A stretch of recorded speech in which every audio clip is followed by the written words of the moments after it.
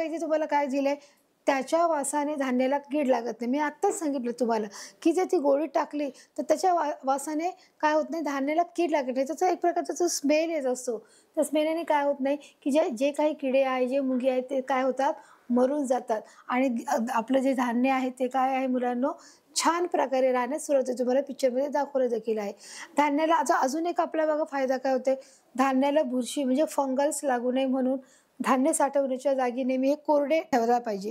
तर आपल्याला की जर आपण धान्य ओलसर या ठिकाणी ठेवलं, ओलसर भागात ठेवलं, जिथे पाण्याचा पुरवठा होत असेल किंवा जिथे पाण्याची ये-जा होत असेल आणि अशा ठिकाणी जर आपण आपलं धान्य ठेवलं, तर काय होईल, आपलं धान्य ओलसर होईल.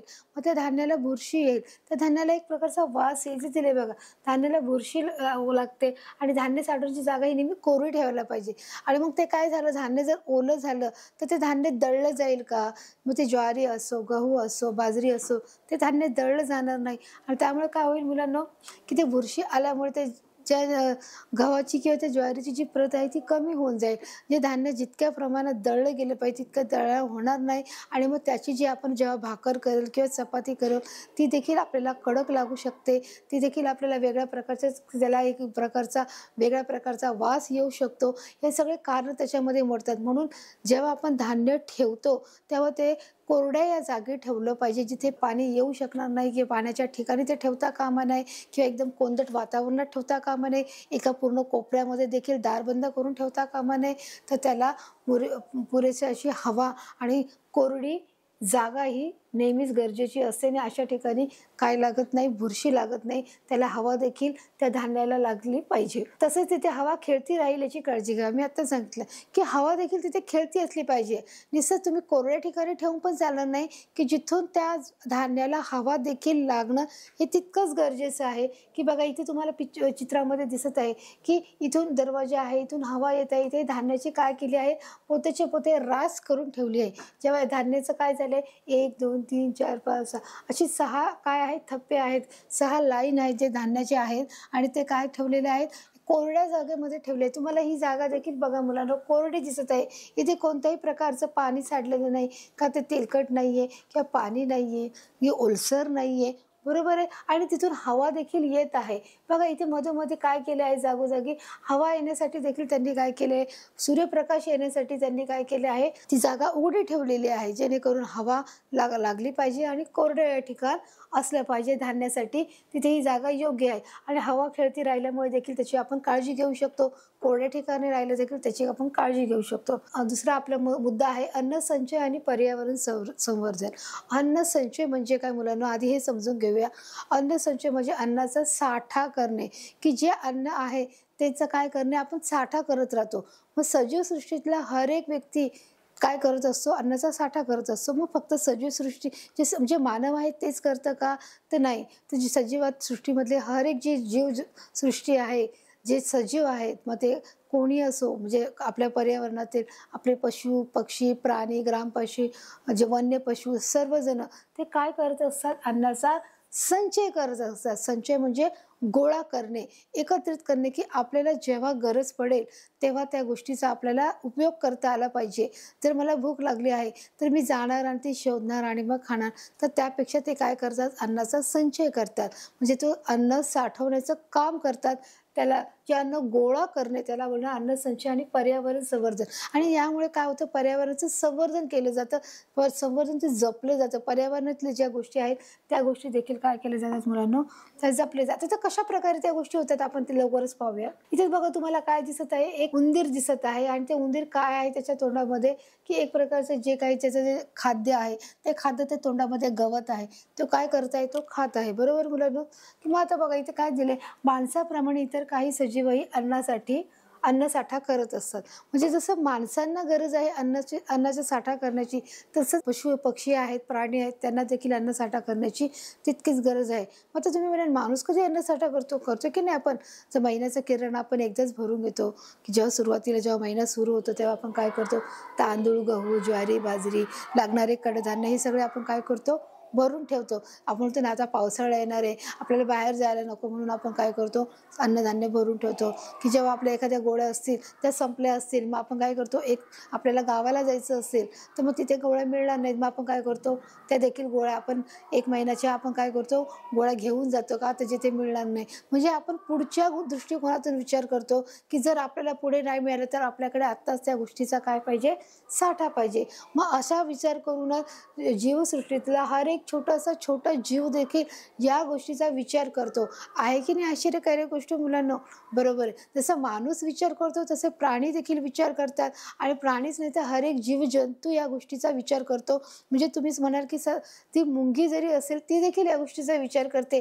ती काय करते, उन्हाळ्यामध्ये ती काय करते, आपले अन्न शोधत असते. ती त्या अन्नाच्या शोधात असते. उन्हाळ्यात ती अन्न साठवत असते का, तर पावसाळ्यात तिला अन्न शोधावं लागू नये म्हणून. म्हणजे बघा, ती एवढा छोटा जीव आहे की जो आपल्या डोळ्याने दिसतो पण आपण बघू नाही शकत त्याचे हात पाय कुठे, पण त्याला देखील समजतं की आपल्याला अन्न संचय करायचं आहे. म्हणजेच मुलांना आपण इथे काय शिकतो या पाठातून, की सजीव आपल्या जीवसृष्टीतील हर एक सजीव काय करत आहे, मग तो कोणीही असो, माणूस असो की जीवजंतूतला कोणीही असो, ते पशु असो पक्षी असो, तो काय करत असतो, आपल्यासाठी अन्नाचा संचय करत असतो, की जेणेकरून जेव्हा त्याला गरज लागेल तेव्हा त्याला त्या गोष्टीचा उपभोग घेता येईल.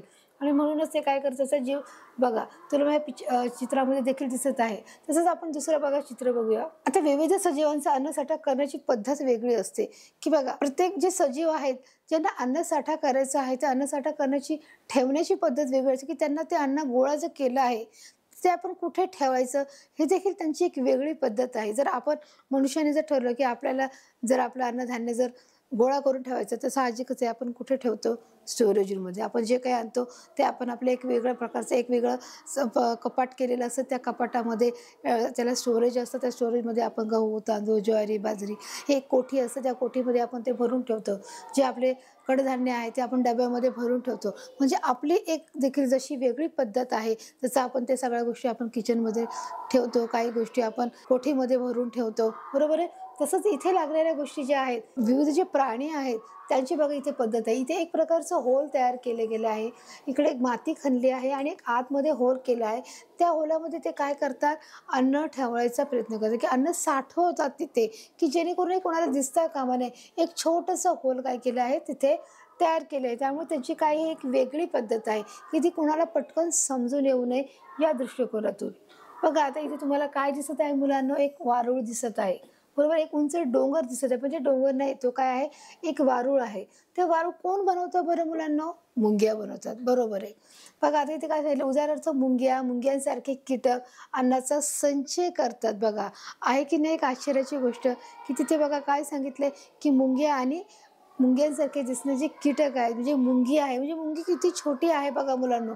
आणि मुंगीपेक्षाही जे अजून जे छोटे कीटक आहेत ते देखील अन्नाचा संचय करत असतात. जसं मनुष्य अन्नाचा संचय करतो, की त्याला समजतं की नाही मला अन्न गोळा करायचं आहे, मला जमवायचं आहे, मला ते काय करायचं आहे, ते गोळा करून एका जागी ठेवायचं आहे. तसं पर्यावरणातील जे छोटे छोटे कीटक आहेत, मुंगी आणि मुंग्यांसारखे असणारे कीटक आहेत, ते देखील काय करतात, अन्नाचा संचय करतात. म्हणजे अन्न गोळा करतात आणि ते कुठे ठेवतात, ते वारुळात ते लपवून ठेवतात. बघा इथे तुम्हाला ठिकठिकाणी काय दिसत आहेत, वारूळ दिसत आहेत. हे एक ठिकाणी वारूळ आहे, हे एक आहे, हे आणि हे एक एवढं मोठ्या प्रमाणात तुम्हाला दाखवलं गेलेलं हे एक वारूळ आहे. म्हणजे अशा ठिकाणी काय करतो, तिथे ते त्यांचा अन्नाचा साठा करत असतात. मग मला सांगा मुलांना, की जे वारूळ जे मुंगे तयार करत असतं, मग वारुळामध्ये अजून एक कोणता प्राणी बरं राहतो, तो प्राणी आहे जो साप आहे, जो नाग आहे. तो देखील काय करतो, जरी मुंगीने हे घर बांधलेलं आहे तरी पण त्याच्यामध्ये कोण येऊन राहू शकतं, साप राहतात. त्याच्यामध्ये कोण राहतं, साप म्हणा नाग म्हणा, बरोबर आहे. हे देखील येऊन त्या वारुळामध्ये काय करतात, वास्तव्य करत असतात. त्याच्यामुळे त्यांचं देखील हे काय बनतं, एक प्रकारे हे घर बनतं. म्हणजे त्यांचा हा जसं आपण मागील भागा पाहिलं की त्यांचा निवारा काय असं आपण शिकलेलं आहे, घर असतं. मग एक प्रकारे मुंग्यांचं हे काय आहे, हे काय घर आहे. मग ते कोणाकोणाचं आहे, मुंग्यांचं आहे, सापाचं आहे आणि नागाचं आहे. ह्या सगळ्यांचं काय आहे, ते घर आहे. मग अशा ठिकाणी ते त्यांचं काय करत असतात, अन्नाचा संचय करतात, म्हणजे साठा करत असतात, बरोबर आहे. आता इथे बघा काय तुम्हाला दिलेलं आहे, की जी बारीक बारीक कीटक आहे, मग ते अशा छोट्या प्रमाणात तुम्हाला दाखवलं की वारुळाच्या आतमध्ये काय आहे, की तिथे त्या प्रकारे ते आपल्याला दिसणार पण नाही. जसं समजा साखरेचा एक कण आहे, मग ती एक मुंगी घेऊन गेलेली असते, मग त्या मुंगीच्या मागे अनेक मुंग्याची जी रांग लागली असते, तुम्ही कधीतरी पाहिलं असेल की आपण ती किती शिस्तबद्ध पद्धतीने चाललेली असते, की ती जी एक पहिली मुंगी असते त्या मुंगीच्या पाठोपाठ कितीतरी मुंग्या त्याच मार्गाने चाललेल्या असतात. त्या जराही वाकड्या तिकड्या चालत नाहीत, त्या आजूबाजूला चालत नाहीत. त्या मुंगीच्या मागे दुसरी मुंगी, तिसरी मुंगी त्या मागे ती चाललेली असते आणि ते त्यांचं अन्नाच्या पर्यंत जिथे त्यांना तो साठवून करायचं आहे तिथे ते काय करत असतात, ते ठेवण्याचं ते बरोबर काम करत असतात. तुम्हाला माहिती आहे मुलांनो, की जेव्हा मुंगी जेव्हा जात असते तेव्हा ती आपल्या शरीरातून एक प्रकारचा द्रव सोडते आणि त्या द्रवाच्या वासाद्वारे त्या सर्व मुंग्या काय करत असतात, त्याच मार्गाने जात असतात.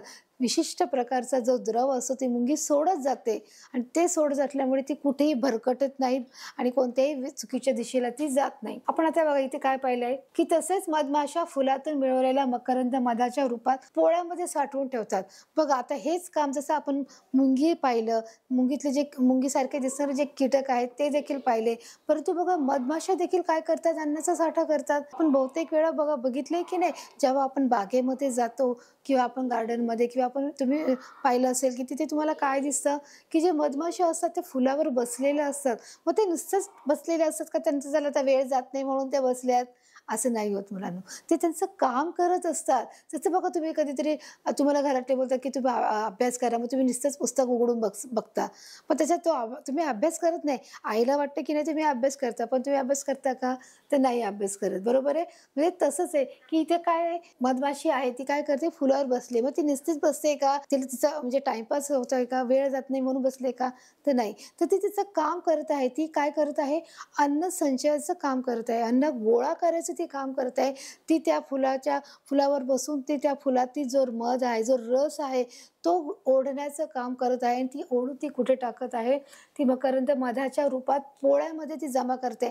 तिने जे हे पोळं बनवलेलं आहे, मुलांना जे आपण ज्याला म्हणतो आपण हनी बोलतो, ते काय आहे, ह्या मधाचं जे पोळं आहे याला काय बोलणार, मधाचे पोळे. ह्या मधाच्या पोळ्यामध्ये ती काय करते, की जो फुलातून मिळवलेला मकरंद, जो फुलामध्ये आपल्या डोळ्यांना सहज फक्त फूल दिसतं, पण त्या फुलाच्या आतमध्ये देखील फुलाचा जो मकरंद असतो ती काय करत असते, ती ओढत असते आणि ती कुठून टाकत असते, त्या पोळ्यामध्ये. म्हणजे हे काय, या पोळ्यामध्ये ती काय करत असते, साठवून ठेवत असते, जेणेकरून जेव्हा तिला गरज लागेल तेव्हा ती घेऊ शकते. म्हणजे बघा तुम्ही मुलांना विचार करा, की आपले सजीवसृष्टीतील हर एक जे छोटे जे कीटक आहेत ते देखील काय करत असतात, अन्नाचा संचय करत असतात आणि त्याच्यामध्ये ते काय करत असतात, त्या फुलामध्ये काय करतात, मकरंद काढून घेऊन त्या पोळ्यामध्ये टाकण्याचा प्रयत्न करतात. यालाच काय बोलतात, अन्न संचय ही प्रक्रिया ह्या सजीवसृष्टीतील प्रत्येक जीव करत असतो. आता आपण बघा पुढची पायरी पाहणार आहोत. खारी सुद्धा वृक्षाच्या बिया काय करते, साठवून ठेवते. जी खार असते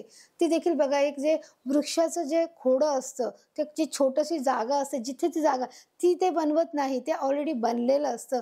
जिथे एक खोल जागा असेल, खड्डा असेल, त्या खड्ड्यामध्ये ती काय करत असते, तिला जी जागा मिळाली तर ती वृक्षाच्या बिया, जे झाडाच्या ज्या बिया असतात, ज्या छोट्या प्रमाणात असतात, तिचं खाद्य ते काय आहे, की ज्या वृक्षाच्या बिया तिथे साठवण्याचं तिथे काम करते. म्हणजे ते अन्न संचय जो असतो, ज्याला म्हणजे अन्न गोळा करणे, ती अन्न गोळा करून ती त्या वृक्षाच्या खोडामध्ये, त्या होलामध्ये ती टाकते आणि जेणेकरून जेव्हा तिला आवश्यक असेल तेव्हा ती काय करते, त्याचा उपयोग करत असते. म्हणजे कीटक जसे करतात तसे प्राणी देखील काय करतात मुलांनो, अन्न संचयाचं काम हे करत असतात. बघा तुम्हाला इथे दिसू शकतं, की जे मोठ्या प्रमाणात झाड आहे, त्या झाडाच्या मध्यभागी खोलगट आहे. तिथे त्यांनी काय केलेलं आहे, तिने तिथे त्याचं घर पण केलेलं आहे आणि तिथे ती काय करत आहे, त्याच्यामध्ये तिथे बिया टाकत. अशा प्रकारे अन्न संचय केल्यामुळे या प्राण्यांना आवश्यक त्यावेळी अन्न उपलब्ध होऊ शकते. आता बरोबर आहे मुलांनो, जर आपण अन्नधान्याचा साठा अगोदरच करून ठेवला असेल तर आपण काय करू शकतो, आपल्याला हवे त्यावेळेस आपण त्या गोष्टी उपयोगात आणू शकतो. मग ते मनुष्य असो किंवा प्राणी असो, आपण काय करतो त्यावेळेस आपण ज्या गोष्टी आपण साठवून ठेवल्या आहेत त्याचा आपण उपयोग अतिशय व्यवस्थितपणे करू शकतो. सजीवसृष्टीतील हर एक जे कीटक आहेत, हर एक जे प्राणी आहेत आणि जे मनुष्य आहेत तो देखील काय करतो, त्या गोष्टीचा उपयोग करत असतो, अन्नसंचय या गोष्टीचा. तसंच बघा इथे तुम्हाला एक पाठ दिला आहे, वनस्पती त्यांना लागणाऱ्या अन्नाची निर्मिती सतत करत असते. जी वनस्पती असते ती काय करत असते, सूर्यप्रकाशाद्वारे काय करत असते, अन्नाची काय करत असते, सतत निर्मिती करत असते. म्हणजे सूर्यप्रकाशातून काय होतं, वनस्पती निर्माण होते आणि वनस्पती काय करत असते, आपल्या सजीव सृष्टीला नेहमी अन्नाचा पुरवठा करत असते. म्हणजे पुरवठा करणे म्हणजे जी गोष्ट सजीवांना लागणारी आहे ती काय करत असते, त्या गोष्टीचे ती काय करत असते, पुरवठा देत असते सजीव सृष्टीसाठी. जे सजीव आहेत पृथ्वीतील, जे पशु पक्षी, त्या सर्वांसाठी. इथे बघा तुम्हाला काय दिलं आहे, तरी अन्नाचा साठा करणाऱ्या काही वनस्पती निसर्गात आढळतात. आता हे एक प्रकारची देखील काय आहे, ही वनस्पती आहे जी काटेरी आहे. की बघा हे एक प्रकारचे वनस्पती आहे आणि याला काय बोलणार आहोत आपण, निवडुंग बोलणार आहोत. ही निवडुंग देखील काय करते बघा, तरी अन्नाचा साठा करणाऱ्या काही वनस्पती निसर्गात आढळतात. म्हणजे ज्या वनस्पती आहेत त्या काय करतात, अन्नाचा साठा करत असतात. बघा इथे तुम्हाला ही जी निवडुंग आहे जे दिसत आहे की ती किती अतिशय काटेरी आहे, की तुम्ही त्याला हात लावला तर काय होणार आहे, ते आपल्या हाताला ते काटे लागणार आहेत. ही वेगळ्या प्रकारची वनस्पती आपल्याला शक्यतो आपल्या आसपास दिसत नाही किंवा ती कोणी उगवतही नाही, कारण ती एका डोंगराळ प्रदेशामध्ये, जिथे जास्त माणसाचा सहवास नसतो, जे ये-जा नसते, अशा ठिकाणी ह्या वनस्पतीचा उगम होत असतो. आणि याचा देखील उपयोग वनस्पती बनवण्यासाठी देखील त्यांचे जे काही पोषक घटक आहे, एक औषधी निर्मितीसाठी देखील याचा उपयोग केला जातो, निवडुंग या घटकाचा. तसेच कोरफड जी असते तिचा देखील उपयोग आपल्या शरीरातील हर एक गोष्टीसाठी, औषधोपचारासाठी, सौंदर्य प्रसाधनासाठी देखील त्याचा वापर केला जातो. आता बघा इथे तुम्हाला काय दिसत आहे, निरनिराळे कंद म्हणजे कांदा, लसूण, बटाटे, आले हे कंद वनस्पतीच्या खोडाचा भाग आहे. तुम्हाला दिसत आहे हा कांदा आहे, हे काय आहे, कांद्यापासून बनलेलं जे लसूण आहे तो आहे, हे बटाटे आहेत आणि हे आलं आहे. हे सगळे जे प्रकार मिळतात हे खोडापासून मिळतात. म्हणजे मुलांनो काय होतं, की ह्या ज्या वनस्पती आहेत ह्या जमिनीच्या खालच्या भागावर येतात, की त्याचं झाड असं जसं आपण एखादं फळ जे झाड आहे ते आपण झाडातून तोडलं, जसं वरती असतं ते तोडलं आणि आपण खाल्लं असं होत नाही. हे येण्यासाठी हे कंद आहेत, हे जमिनीमध्ये उगवावं लागतं आणि म्हणून हे प्रकारे खोड आहे. निरनिराळे कंद, कंदाला आपण काय बोलू शकतो, कांद्याला आपण काय वेगळा शब्द आहे, कंद आहे. ते काय आहे, कांदा आहे, लसूण आहे. मग या सर्वांची निर्मिती कुठे होते, ही जमिनीच्या खाली होत असते आणि म्हणून वनस्पतीच्या खोडाचा हा भाग आहे. जी वनस्पती आहे, जी जमिनीला चिटकून आहे, जी त्याला खोड बोलतात. खोडातून या सर्व गोष्टींची जी निर्मिती होते, जे कांदा आहे, लसूण आहे, आलं आहे आणि हा बटाटा आहे, जे आपण ते धुवून घेतो, साफ करून घेतो आणि तेव्हा ते आपल्याला स्वच्छ दिसतात. बघा ही जमिनीतून उगवलेली काय आहे, ती ही वनस्पती आहे आणि त्याची आपण काय करतो, त्याची लागवड देखील या जमिनीतून उत्पादन होत असते. त्याचप्रमाणे अजून काय होते मुलांनो, की बघा हे तुम्हाला रताळ दिसत आहे, जे त्याला स्वीट पोटॅटो असं बोलतात. हे गाजर आहे, हे काय आहे, बीटरूट आहे आणि हा मुळा आहे देखील. हे देखील काय होत आहे, की हे जमिनीतून उगवणाऱ्या काय आहेत, ह्या भाज्या आहेत आणि त्या खोडाशी, त्याचं खोडातून निघणाऱ्या ह्या भाज्या, ही वनस्पतीची मुळे आहेत. बघा ही जमिनीतून येणारी आहेत म्हणून त्याला ही जमिनीशी निगडीत आहेत आणि ते देखील आपण त्याला जमिनीतून आल्यामुळे ते आपण स्वच्छ धुवून घेऊन मग त्याचा वापर करत असतो.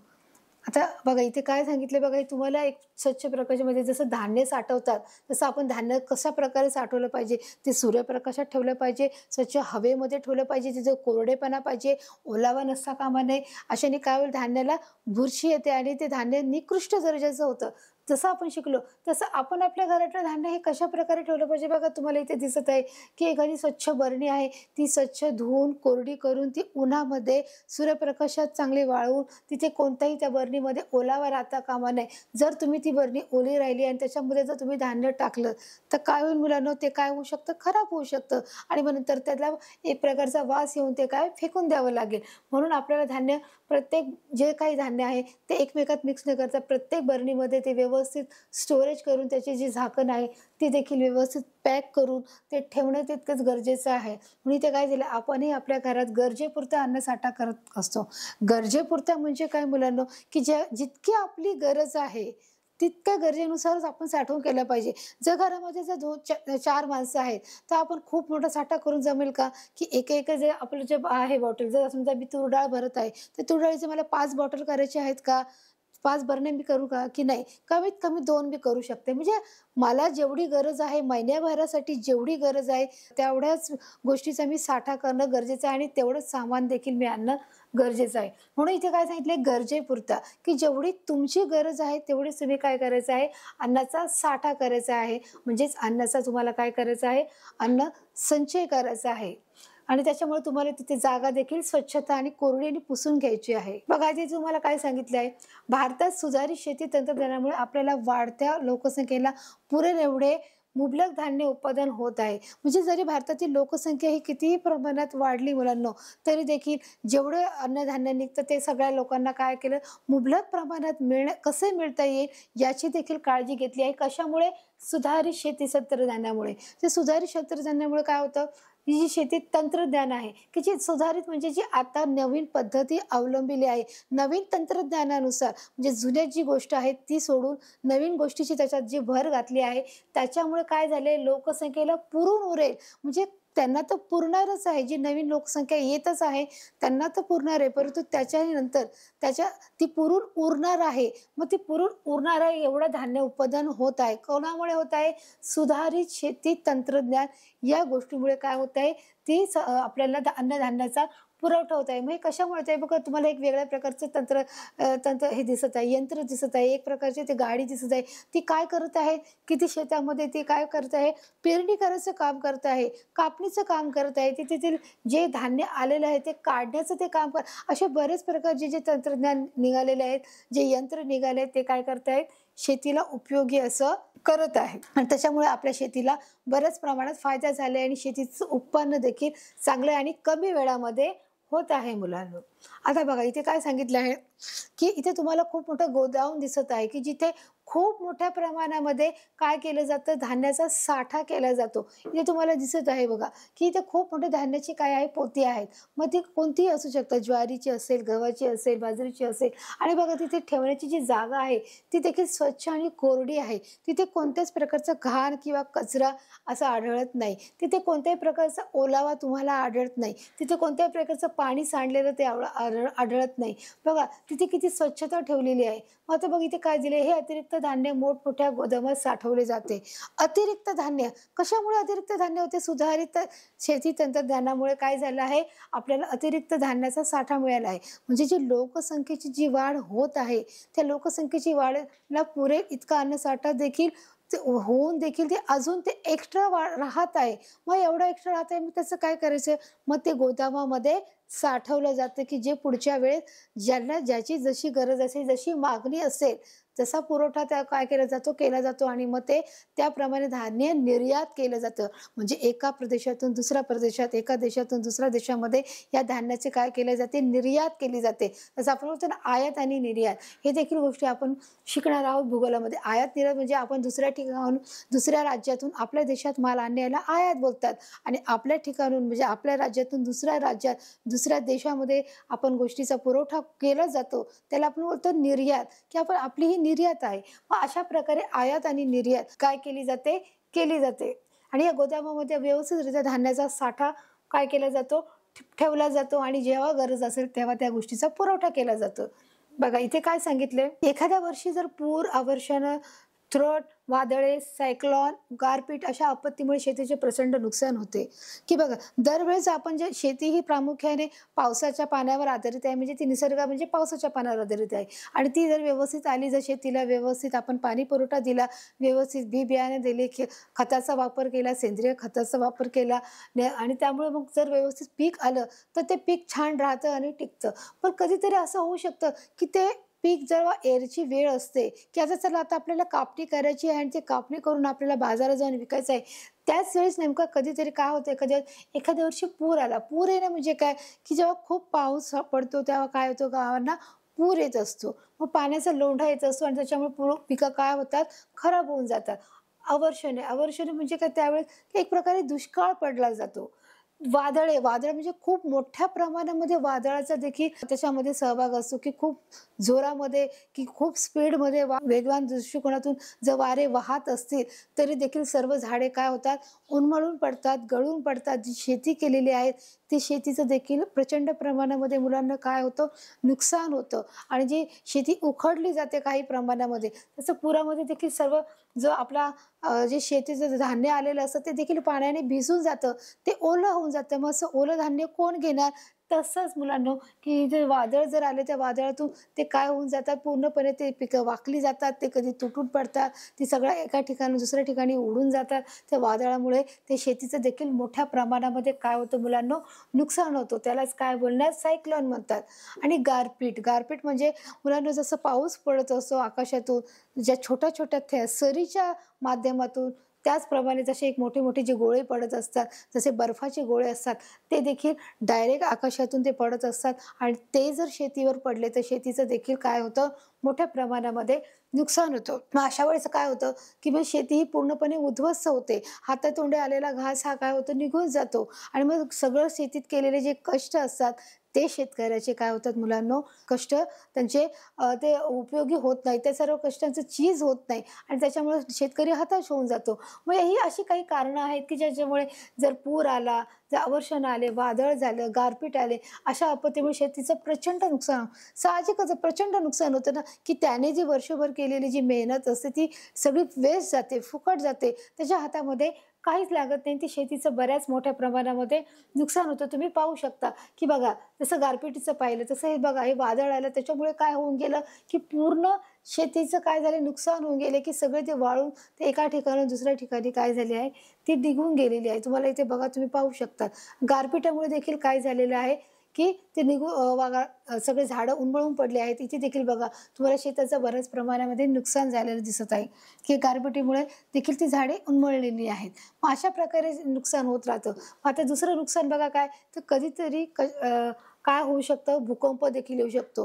भूकंप म्हणजे काय, जमीन हादरणे, की अचानक एखादी जागा जी कमकुवत होते, तेव्हा त्या ठिकाणी भूकंपाचे हादरे होतात. आपल्याला प्रश्न नेहमी विचारला जातो, की भारतामध्ये भूकंप म्हणजे जगामध्ये भूकंप कोणत्या ठिकाणी जास्त प्रमाणात होतो? तर जपान या ठिकाणी काय होतं, भूकंपाचे हादरे हे जास्त प्रमाणे होतात. आणि आता आपण भूकंप का होतो, त्याचं निश्चित कारण नाही कोणी सांगू शकत. भूकंप म्हणजे की जिथे जमीन कमकुवत असते, त्या ठिकाणी काय होतात भूकंपासारखे आपत्ती ही येत राहते. आता तुम्हाला ह्या चित्रामध्ये बघा दिसत आहे, भूकंप म्हणजे काय हे तुमच्या अधिक लक्षात येईल, की भूकंपामुळे काय होऊ शकतं. की बघा भूकंपामुळे सामान्य माणसाचं जीवन किंवा सामान्य नसेल, श्रीमंत असेल, कोणाचंही हे जीवन एकदम काय होऊन जातं, विस्कळीत होऊन जातो. जे गोष्टी आत्तापर्यंत घरामध्ये होत्या त्या सगळ्या नाहीशा होऊन जातात. घराचा जो स्लॅब आहे तो पडून जातो. घरातलं सामान इकडे-तिकडे विखुरलं जातं आणि घरातील व्यक्ती देखील दबावामध्ये येऊन जाते. त्या स्लॅबच्या खाली येऊन ती मृत्युमुखी पडू देखील शकते. अशा वेळेस माणसाचं देखील नुकसान होऊ शकतं.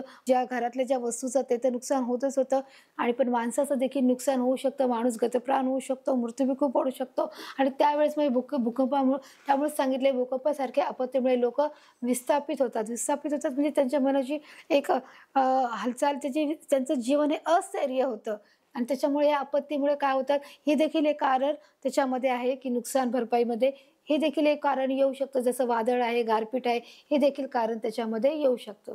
बघा त्यांनीही अन्नधान्याची कमतरता असते. मग त्यामुळे अन्नधान्याची कमतरता येऊ शकते. जर भूकंप आला तर त्याच्यामुळे काय होऊ शकतं, अन्नधान्याची कमतरता होऊ शकते, की सगळ्याच ठिकाणी ओलं आहे, सगळ्याच ठिकाणी पाणी आहे, सगळ्याच ठिकाणी जर वादळ झालंय, तर मग त्यावेळेस काय होतं, उत्पादन हे कमी होतं आणि कमी झाल्यामुळे अन्नधान्याची कमतरता ही निश्चितच वाढू शकते आणि प्रत्येकाला मग त्याच्यासाठी वाट बघावी लागते, की परत एक नवीन जेव्हा गोष्ट येते त्यावेळेस जेव्हा डिमांड होते, तेव्हा त्या गोष्टीची मागणी होते, त्यावेळेस ती गोष्टीचा पुरवठा केला जातो. मग अशा वेळेस जेव्हा आपण मगाशी पाहिलं, की गोदामामध्ये जे पुरवठा केलेलं जे सामान होतं, जे अन्नधान्य होतं, त्याचा वापर करण्यात येतो, त्याची मागणी मिळते. मग तिथून ते अन्नधान्य मागवलं जातं. मग अशा वेळेस गोदामातील अन्नधान्य साठवायचा उपयोग होतो. म्हणजे कशा वेळेस उपयोग होतो? जेव्हा वादळ वारा येतो, जेव्हा गारपिटी येते, जेव्हा सायक्लोन येतो किंवा जेव्हा पूर येतो, जेव्हा भूकंप येतो, त्यावेळेस काय होतं, अन्नधान्याची कमतरता पडते आणि त्यावेळेस अन्नधान्याची जेव्हा कमतरता पडते, मग अशा वेळेस जो गोदामातला जो ठेवलेला जो माल असतो, तो काय केला जातो, तो बाहेर काढला जातो आणि ज्यांना आवश्यक आहे त्यांना त्या दिला जातो. अन्नधान्याची आवश्यकता ही प्रत्येकालाच असते आणि त्यावेळेस त्याचा उपयोग प्रत्येक जनतेसाठी केला जातो.